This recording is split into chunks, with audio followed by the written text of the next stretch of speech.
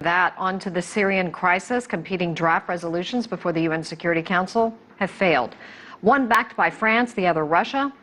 Now word a third resolution is in the works to end this conflict. CCTV's Nick Harper has all the details. Well, some incredible scenes at the UN Security Council during the course of Saturday afternoon. Indeed, going into this, we knew that these two competing resolutions that were being put before the Council were likely to fail, that the countries simply wouldn't be able to support them.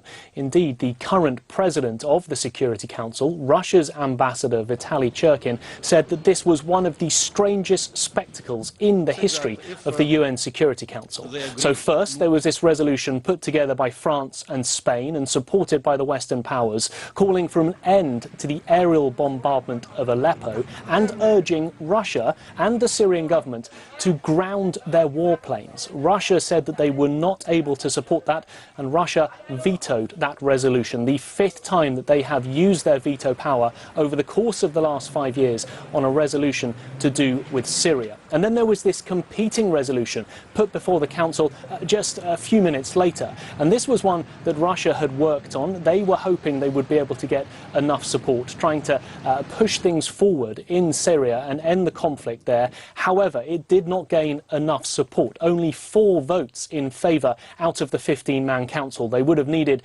9 votes of approval and no vetoes for this to pass. So 2 separate competing resolutions that have failed. Again, more resolutions that have come to pass before the UN Security Council during this 5.5-year conflict in Syria that the Council have not been able to agree on.